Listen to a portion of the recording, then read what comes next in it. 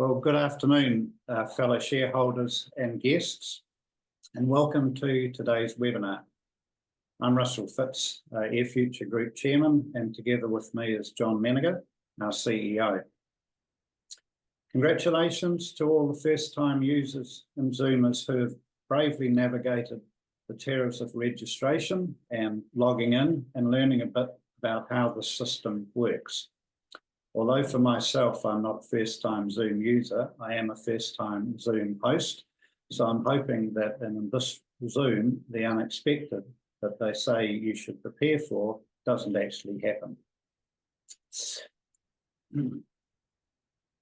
Just to reinforce, all participants are unable to see each other than John and myself and what we may share on our screens, and no one can see you. Also, the team chat is automatically disengaged for participants for the webinars. And following my introduction, I'll pass over the meeting to John, who will walk us through the meeting topic items, transition, operations 2024, funders and markets. Questions can be asked during the meeting through the Q&A button on the bar, most probably at the bottom of your screen. Simply click on it, write your question and send. And questions can be made anonymously if you choose.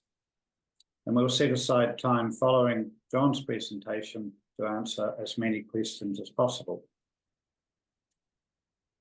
Shareholders will have observed that, particularly over the past 18 months, changes are taking place with AirFuture. Company restructuring to provide beneficial cost savings and a structure more attuned to today's investor expectations. Transfer of engine files from MDI to our Christchurch Precision Engineers for component definition and pricing. Our updated website, including additional promotional documentation, aligning our business and operational requirements with the various target funding groups we are now approaching. Increased shareholder communication commensurate with changing public interest in energy storage and solar electricity generation. And the growing awareness that compressed air is a storage alternative with advantages over lithium-ion batteries. We acknowledge our long past and the considerable support received from shareholders during this time. Shareholder support that has been essential for us all to be here at this webinar, now talking about the future. Our more recent relationship building with MDI has focused on moving the MDI technology from the technology development lab to the commercialisation markets. Central to our opportunities in both the transport and energy businesses are the MDI engines. The engines of today are a far cry from those that we saw when we were first introduced to MDI in 1999. The most recent is the 3-cylinder 20 kilowatt engine. John will refer to this in his presentation. However, it is pertinent to say that the reversible engine and its patented electropneumatic valve train provide unique operational benefits, which in turn will be a significant benefit to us in our commercialisation. Few are aware of this engine, its significance, and the advances that this engine will provide. We are, and we can't wait to progress its manufacture and field demonstrations. We are now in a position where there is an alignment. The market, the requirement for sustainability within energy and transport, and a technology that is ready to provide what the market requires. John, CEO, has been a driving force behind this vision, navigating the development of our business plan and commercialisation opportunities. And John will share our plans to progress to the future via our transition to the market. Now I'll pass over to John, and I'll also have a share screen of John's presentation where I will be advancing the slides as he requests. So bear with me, please.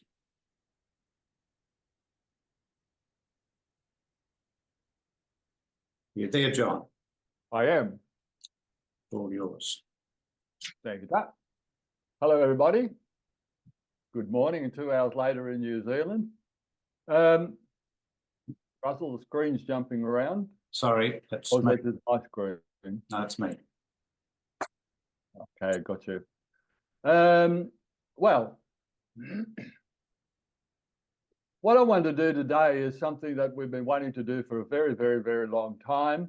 And quite frankly, I see today's session being the first of many. And what we want to do, hang on, Russell's playing with the screen at the moment. Could you go back to the first screen, Russell? What we want to do today is we want to have something for everyone in our shareholders. And of course, you will all be quite different. But so that we can cater to everybody, what we also have done is we've generated quite a lot of documentation for those who want to read it on the website under documents that you can see up above. And also we have thought about what it is that causes the investors to come along, which is a combination of either return on investment, which I suspect is everybody, the interest in climate change, personal areas such as, hey, I'd like to have some of this compressed air energy storage, etc., so forth. So what I'm going to do today is I'm going to cover 5 areas, but relatively informally. So you'll see me glancing down at my notes to remind me of some of the topics we want to cover. And the areas that I want to cover through is, the first one is I want to talk a little bit about technology, but I don't want to really get too technical, but to cover what's happening in the industry from a technology point of view that affects us. And that leads straight into what we are doing with regards to energy and storage, which will lead into what we're doing with transport, which will lead into the transition to Australasian manufacture, which will lead into transition overall to Australasia and global replication. So it may be that your interest is in area 5 or area 3 or area 1, but it doesn't matter. What we can also do is we can send out these slides to you if you so desire. Okay. We are taking a stance. And the stance that we are taking is to say that we are an alternative to batteries. Now, that's a pretty bold stance because globally speaking, there is no alternative to batteries at this point of time. Now, you might well say, well, hang on a minute. There's pumped hydro and there's, hot rocks and there's this and that, blah, blah, blah. Well, yes, there is, but they're not an alternative to batteries from the point of view of the penetration that batteries have into markets. But batteries have many shortcomings and they have many advantages. And we are looking at moving in where there are the shortcomings. And we're looking at working with batteries where they have the advantages. What's an advantage of batteries that we don't have? Batteries have very fast response time. What's an advantage that we have that batteries don't have? We can be long duration storage. So where are batteries at? Well, if you read what's happening with regards to batteries, there is a huge amount of money being thrown at batteries, billions of dollars. We have 2 battery sites, for those of you technical, 500 megawatt, 800 megawatt in Western Australia, that are going to cost over $1 billion of storage and are not going to be providing any real benefits to anybody in the customer network because they only have about 4 hours of duration. So why are they there? Well, they're to keep the grid stable, they're to support green hydrogen, they support mineral exploration, etc., so forth. And from that function, batteries are good. But we mentioned their short duration. Now, if you look at where we're heading with the climate industry and electrification, we are looking, according to the experts around the world, to a 300% increase in the energy required for full electrification. To be able to do that, we need more and more and more storage, and batteries can't do that. Russell, can you move to the next slide? So what we need is storage mechanisms that can provide the long duration, the high scalability, the high storage, etc., to move towards the direction of climate change. So what is the world turning to? The world's turning to centralized methods such as pumped hydro, compressed air energy storage, and numerous other mechanisms to store energy from a high volume point of view. But the cost is enormous. From a pumped hydro point of view, it's moved from $2 billion to $12 billion.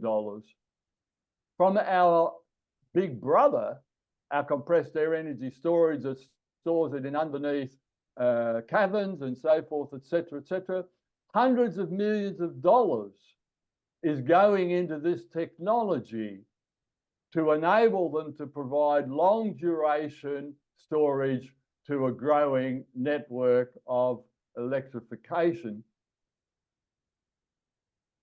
Now, one of the characteristics of all of these areas that we've mentioned is that they're all centralized. So if you get a storm or something goes down, then you have a blackout. And that blackout might last for hours, it might last for days, but if you look around the world, in some cases, it can last for weeks. Now, this is where we come in. Russell, next slide, please. Imagine for a moment that you've got this huge underground cavern that has compressed air that you're providing to the grid, but you can't actually provide it to localities because it's demanded by other situations. For example, local industry or so forth, etc. Now imagine for a second, along comes Air Future. And Air Future says, hey, we can provide you the same storage on a modular basis. So on the bottom left-hand side, we can provide you a small amount of storage that you can do for rooftop solar. Then on the right-hand side, we can provide you a larger amount of storage. And then on the top in the factory, we can provide you with a larger amount of storage still. And what we can do is we can provide it to you at your locality, and we can scale it up. Now, what is this Air Future storage all about? Now, remember that storage is not electricity generation. Storage is storage. And therefore, you have to generate the electricity before you move to the storage. Now, that you can do from the grid, but we're moving away from fossil fuels. So we're moving to renewable energy. So you can do that from solar. You can do that from wind, etc., etc. So once you start to do that in a locality, you become independent and it's more cost effective. And you can provide the scale and the level and the duration that you and your community and everybody needs, and on a more affordable basis and more modularly than can batteries. Now, the thing about the MDI technology that makes it so amazing is that it's the first time ever that there's been a compressed air storage system that's fully modular and fully flexible and can provide a complete, difference between how much capacity it has and how much it generates. Now, I apologize because that's a little bit technical, but very important. So let me explain. A battery is a battery. So if you buy a Tesla battery, you're going to get a 7 kilowatt battery for argument's sake. 13.5 kilowatt hours energy provision. In our case, if you buy a 7 kilowatt energy storage unit, then how much energy can you provide? Well, it depends. It depends on what you want to do, because you can add more and more tanks. If you want to, you can put the tanks underground. If you want to, you can put the solar in the field next door. But the capacity can keep increasing and at a decreasing relative cost, which is exactly the opposite of batteries, which is an increasing relative cost. Russell, next slide, please. Now, when we talk about compressed air storage, what we're talking about is we're talking about components. So when you look at I was asked a question about air wall and air power and so forth, which you see on our website. Those are basically just names of a package. And the package is the box. What's actually contained in that box is the engine, the reversibility of the engine, the modularity of the engine, the pipes, the tanks, and the AI, the artificial intelligence, a terrible name, but that's what they call it, that enables you to run it in a completely flexible way, because we have something that nobody else on the planet has.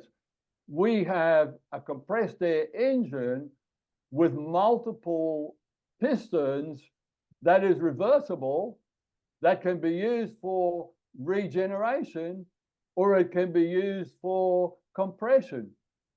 And it can be used however you want it, because each singular valve within that engine is managed separately. Why is that important? Because we don't function in isolation. We function in conjunction with the solar panels. So when you say, hey, I want to get some storage, we say, okay, well, let's have a look at the overall system.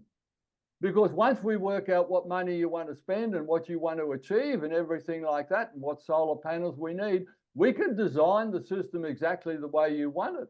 And more importantly, if tomorrow you want to upgrade it or do something different, we can just move in and basically do that on a modular basis, which is much more affordable. Batteries can't do that. Russell, next slide, please. Oh, by the way, the previous slide that you saw with a whole lot of panels on the top is the MDI laboratory, which is experimenting with and managing the systems up the, I can't point to it, up the top there you've got all the panels which go for a long way down the track, where MDI is experimenting on how this is going to work in the field. Because if you start with the components, you move to the system, then you move to the application in the field. And what we're saying is, because we're modular and because we can add to it, we can either provide you with a small home with a few kilowatt, or we can provide you with a very large capacity simply by adding up and bringing everybody together and aggregating it. Now, there's one more point that makes this fantastic. Russell, next slide, please. And we can't claim credit for this, because credit goes to Mother Nature. And what Mother Nature did was that it established a relationship between compressing air and the generation of heat. So if somebody says to you, well, hang on a minute, if you're going to compress air, you're going to generate heat, and you're going to lose some of that heat, and therefore you're going to be inefficient. Well, on the one hand, you can say, yes, well, that might not matter, because solar panels have come down so significantly in cost, and we are so significantly cheaper, that the whole thing still works out better. But hey, it's much better than that. It's much better than that. If you look at what we said earlier on about, for example, Canadian company Hydrostor that does this compressed air energy storage, what they look at doing is they look at capturing the heat at the front end, so they've now got additional energy. And then what they do is they look at applying heat at the tail end, where you generate the electricity, and the heat expands the air further, and so now you've got more electricity. So what am I saying? What I'm saying is that in the MDI energy storage system, if you can capture the heat and you can apply it to the system, the whole system becomes extremely efficient, and more efficiently than batteries. But hey, there's another part to it. Heating and cooling around the world, which is absolutely critical and more critical during the climate change, is very expensive. And the heating and cooling systems are very expensive. If we, over the years to come, can replace that heating and cooling system with one system using compressed air and thermal energy, then we create something that has never been done on this planet before. We create a singular system which economically is generating electricity, it's generating cooling, and it's generating heating. But there's still more. Because similar to Tesla and similar to BYD and similar to these other companies, we can also provide storage, batteries if you like, for vehicles. However, if we do that, what we're going to do is we're going to look at the vehicles from a manufacturing point of view and a market point of view, very different to electric vehicles that are looked at today, because why do what something that somebody else is doing that's not necessarily working altogether that well anyway? Now, what do I mean when I say not working altogether that well? Just beware what it is that we're trying to do here, right? Sure, we're trying to make return on investment, and we might want a unit for ourselves. But what we're really trying to do here is we're trying to get scale within Australasia and around the world to be able to make an impact on climate change. Now, at the moment, that's not happening to an efficient extent to meet either 2030 or 2050 targets. It's simply not happening. And part of the problem is that the electrification, for example, an electric vehicle that doesn't have any greenhouse gases at the tailpipe, so to speak, is not clean. And why is it not clean?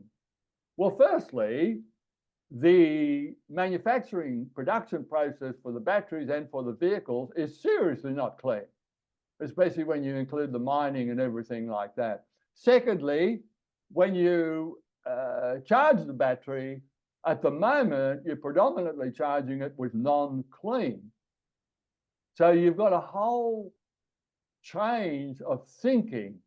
If you're going to look at electrification to decarbonize and achieve your climate targets, as opposed to if you're doing it because it's a good thing to do. But the point of this slide is that we have very unique characteristics that enable us to penetrate into the battery market, both as a friend and as a competitor. Russell, next slide, please. So, how are we going to do this? And what are we going to do? Well, the first thing that everybody is aware of is the fact that we can provide for rooftop solar.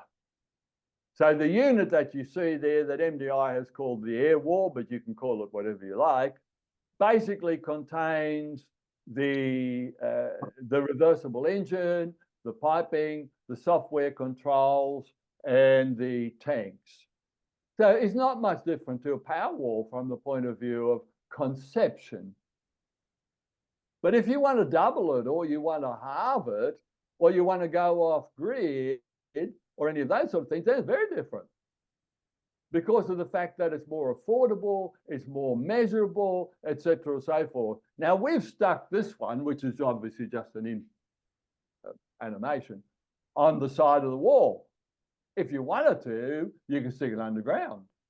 You can stick it somewhere else. Now you've got to bear in mind that whilst every day batteries don't blow up, sometimes they do blow up. And that's of considerable concern to the mining and the airports and the other people, all of us, that don't like to catch fire. So you have to be conservative with batteries to a certain extent, but you don't with our products. So obviously this is the classical market, but this is the market of a one-off customer. Nobody is looking at a good solution for a one-off customer.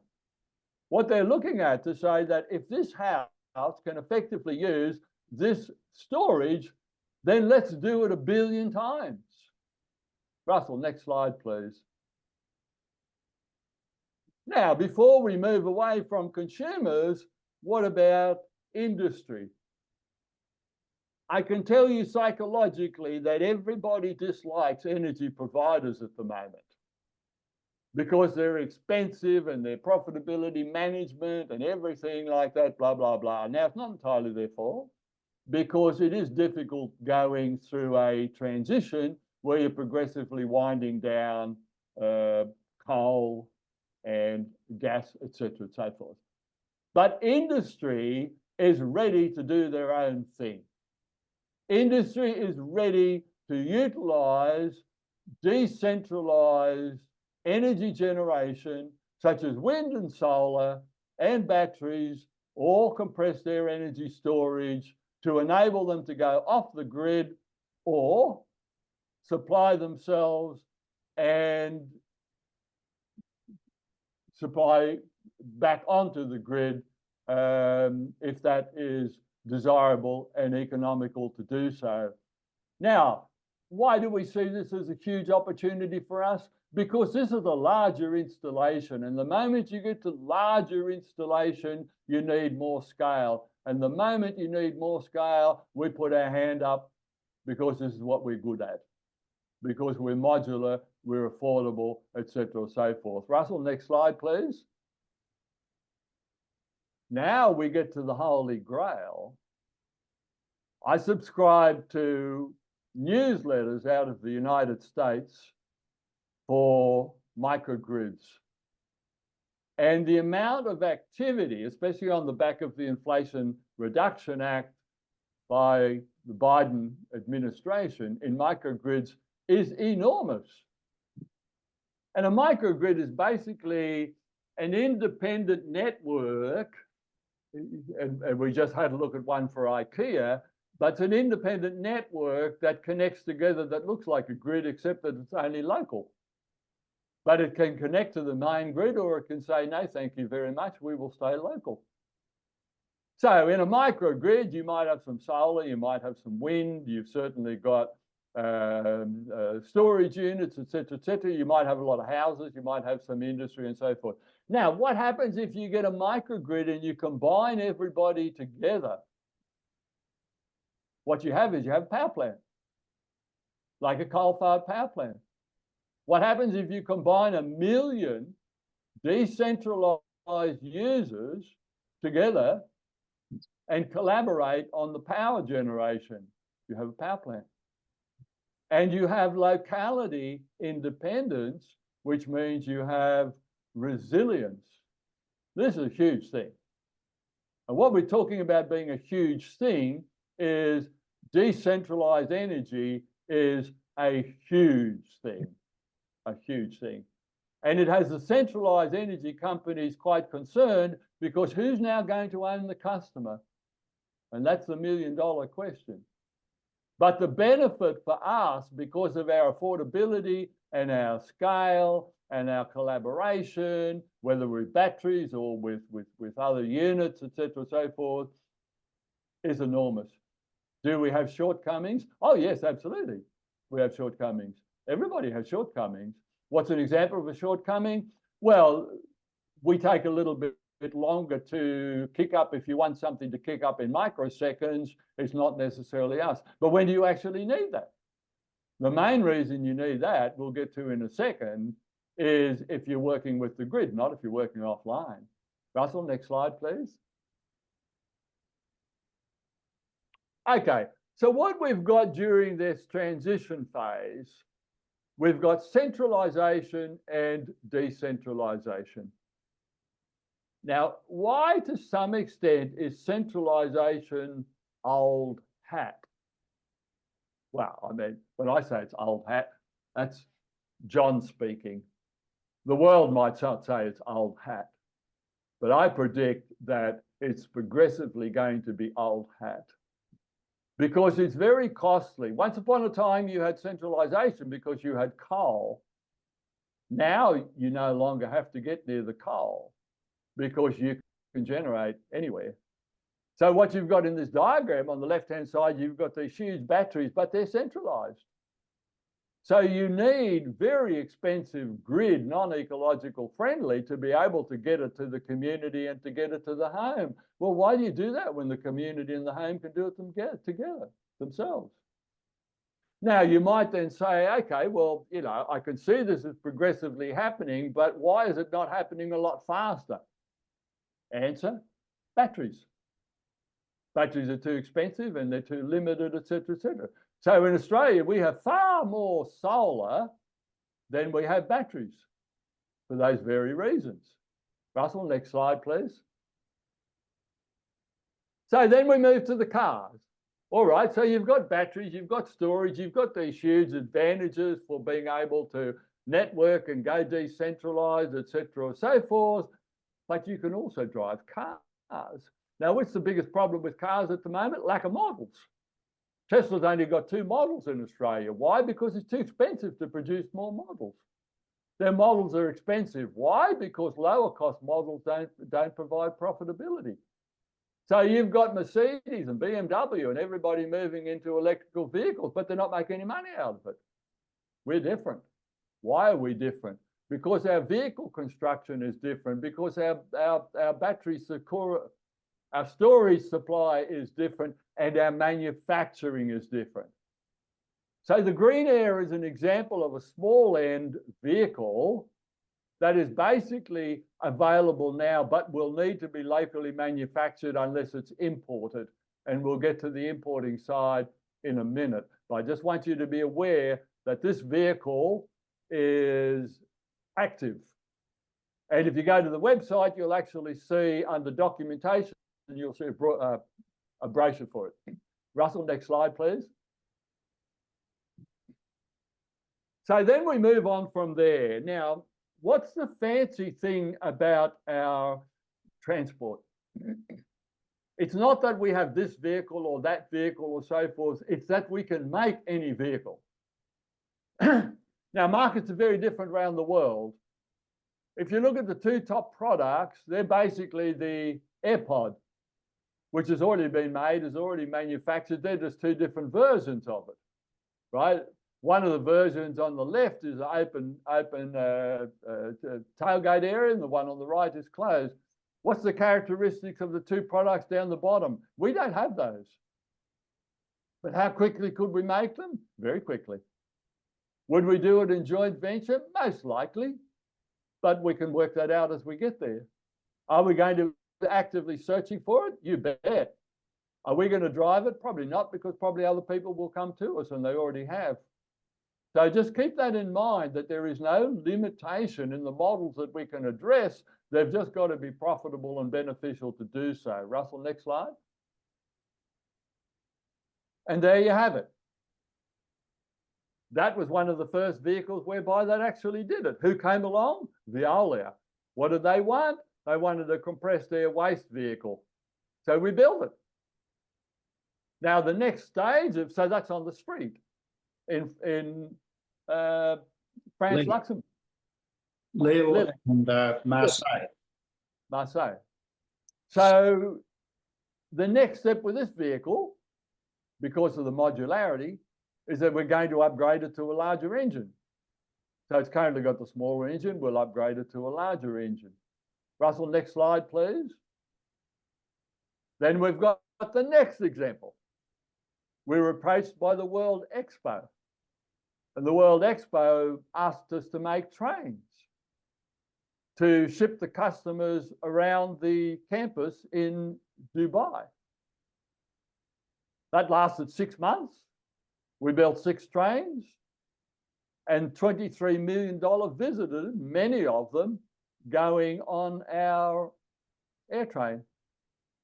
The air train used our super fast refill. We have different speeds of refill, and probably the slowest one is where you simply plug in. And that's the case for every electric vehicle. That's the slowest one.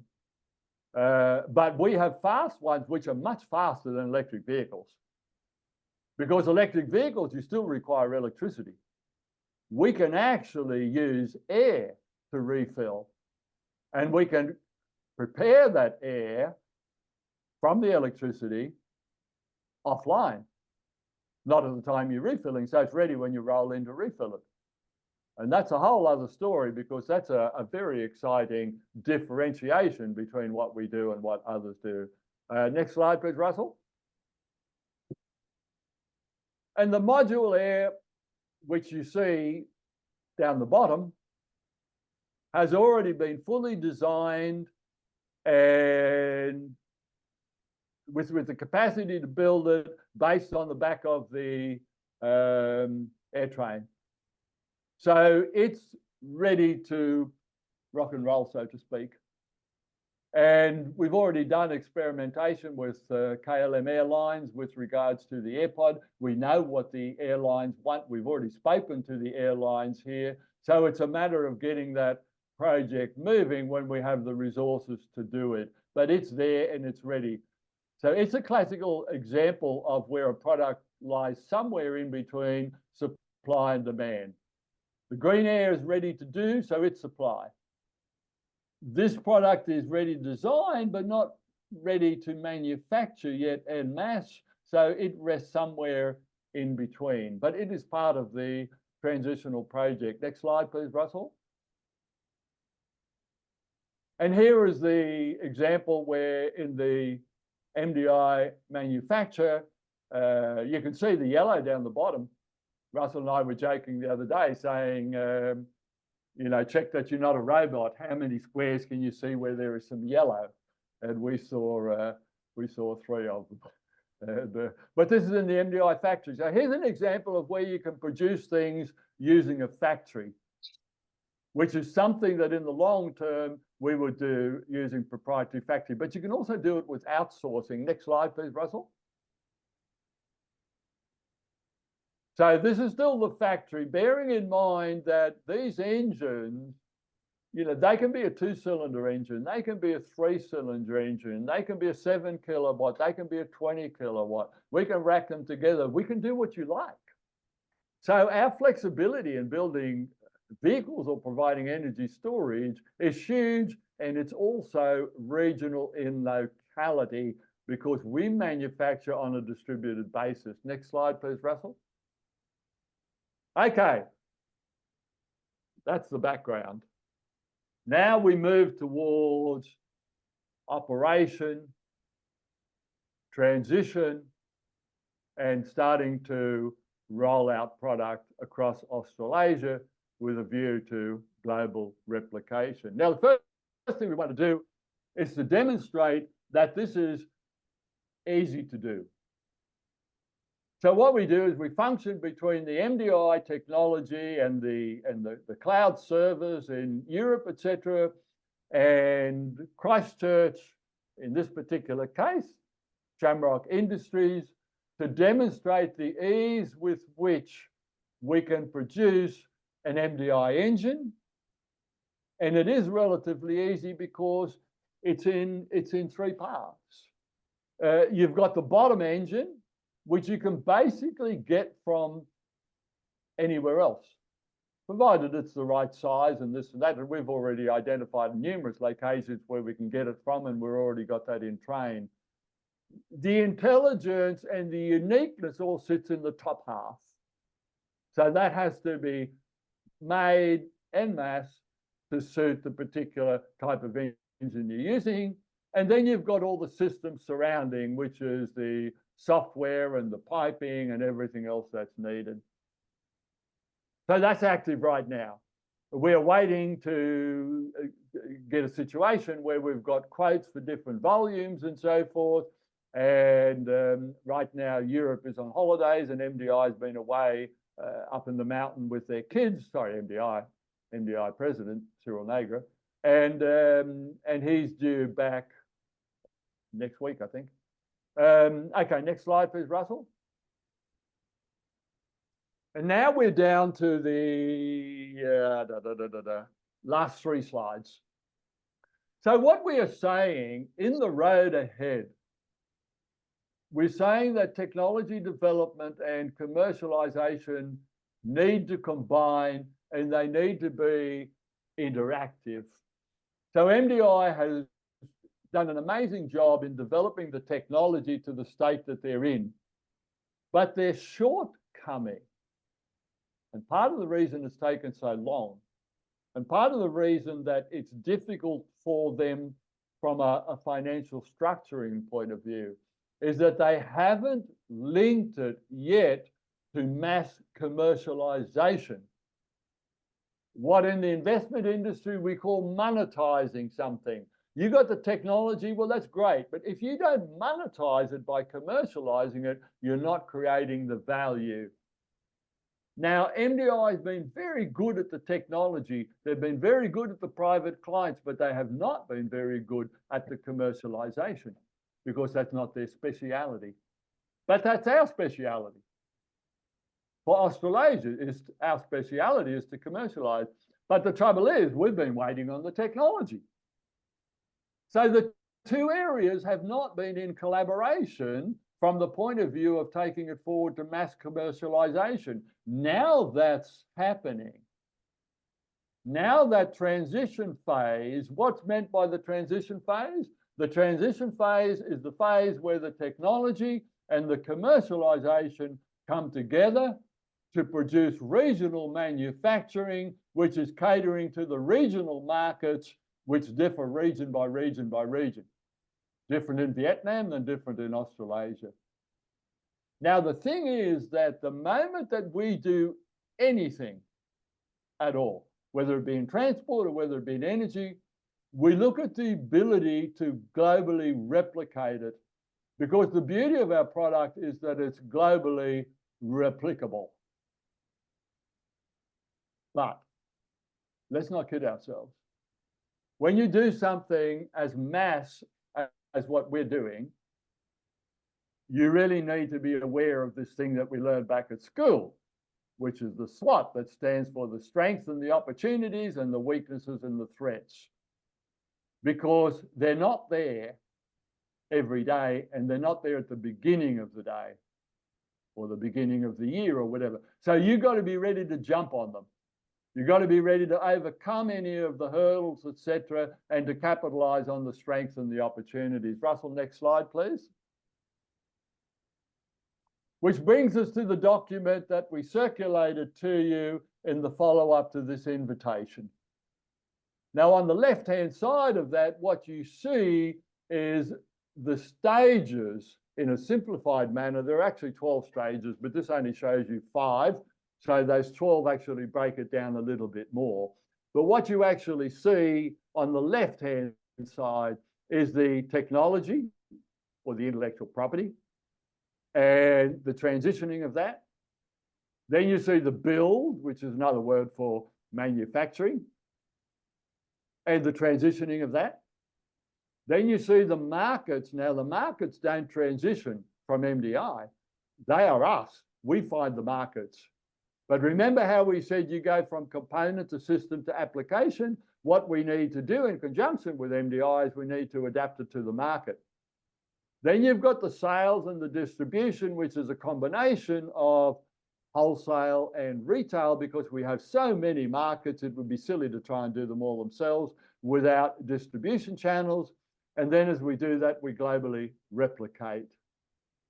And because this particular page goes to many parties, we've got fairly simple advantages on the right-hand side on the left, and then we've got more technical advantages that we can talk about on the right-hand side on the right, if we happen to be talking to technical people. Next slide, please, Russell. Anybody would gather that what we're talking about doing here requires money. Whether you're Amazon or whether you're Tesla or whether you're the Chinese BYD or whether you're Microsoft, it requires money. And Bill Gates has written up many, many times how much he had to chase investors and so forth to get money. Now, there's a lot of tricks in getting money. When you're getting the money for the stage that we're now at, which is the operational transition stage, if you go to the right-hand side and you look at going externally to, hang on, I've just covered mine, I've just got to move my thing, to venture capital and so forth. The trouble is venture capital don't really cater very well for firms like us because we've already done a huge amount of technology. So to put it another way, venture capital can't afford us. And that doesn't mean they can't afford us. What it actually means is they try to downgrade the value and upgrade their significance. Now, we don't want to do that because we don't want to dilute our shareholders, which is all of us. And we don't want to dilute the business. So we got to manage it carefully. So we go across the left-hand side. So now we look at people like, now we look at governments, government funds. We look at climate industry. We look at the funds market. We look at the corporations in the industry, and we look at them. Now, if you were to ask a certain amount of money, let's say for argument's sake, I was asking someone for $1 million to take our business to the next step, etc. If I talk to the VC, that's a significant amount of money for them. If I talk to the governments, it's not. So if I say I need $1 million, then after that I need $10 million, that's $11 million. If I get $11 million from the government or the climate, that last $1 million is going to cost me a lot less than if I go to the VCs. So we're in a situation at the moment where, if you look at this particular slide, from the right-hand side to the left-hand side, increasing in its capacity, we have collected the names of our favorite parties for all those different categories, and we're about to contact them, and we've got all the documentation together, etc., or so forth. So that's where we're currently at. And that's also where my discussion changes and hands over to Russell. I just leave you with one thought. We can handle a couple of questions and answers at the moment, and I already have some that have come via the internet, but I'll hand over to Russell first of all, and he can call on me if he so desires. But what we want to do is we want to do more of these webinars, either that or we want to mail out more information to you on what we're doing. So having done this webinar today, consider it the first step to keep you up to date in the operations and the directions and what we're doing over the weeks and months ahead, so that you will start to get a better idea of the timing of either your own needs, whether they be investment return or achieving climate goals or personal direction, such as what product can you buy, etc., so forth. Russell, I'm going to hand over to you there. Hello. Thanks, John. I'll just exit the screen share and see if there have been any questions. And I can answer questions in the meantime if you wish, because I've got the ones that have already been written. I can run through them very quickly. Okay, well, if you start with those, John, and then there are two questions here, and we can follow on with the shareholder questions after. Okay, well, I'm going to hit. I've just selected 5 people who've sent questions in here, and I'm going to run through them really, really fast. And I'm not going to call names, but I'm just going to hit the topic. So I'm just going to do one after the other. What's saleable now? Answer, nothing. But as soon as we get this engine, then we're going to start looking at generating product. Either that, or we're going to look at bringing in the, what do you call it, the green air. So we'll keep you posted on that. What's the roadmap to other products? Well, that depends a little bit on funding, because as soon as we get funding, then we will commence with other products, and we'll also commence with projects. Is the Olympics of interest? Of enormous interest, yes. Why has the process taken so long? I guess because it's a very difficult technical thing, but also MDI have just been a family company. And if they'd linked to a very large corporation, it probably would have happened faster. But the technology's been evolutionary. It's never been done before. If you're doing vehicles, can you joint venture with somebody who's already doing it in manufacturing? Yes, absolutely we can. Absolutely we can. And I mean, there are examples, you know, what would be an example of a green air? Let's think, well, you know, I know a company, for example, called Varley that make golf carts. So they would be an example. Why might I like Varley? Well, not only because they do manufacture, but also they've got a distribution network. So yes, so we look at that very closely. This person mentioned a market appealing vehicle. The vehicles that have been built historically from MDI were the MDI concept. They weren't feedback from the market. Now what we're talking about is feedback from the market. Will we be looking at subsidized for users that like our business? Absolutely. Where a company already has air, will we look at integrating it into what we're doing? Yes, but you've got to look at that closely. If a company already has compressed air or heat, we might be able to integrate it, but remember we have very specific design. So depending on the application design, we might have a different pressure within the tanks. So that will vary. On the website, what products are actual products and prototypes and what ones are, you know, animated, etc., so forth. Most of the products that you've seen today, unless I mention to the contrary, are working prototypes have been successfully demonstrated, etc., so forth. And that includes air wall, air power, air 2, green air, refill units, but not air 1 and air city.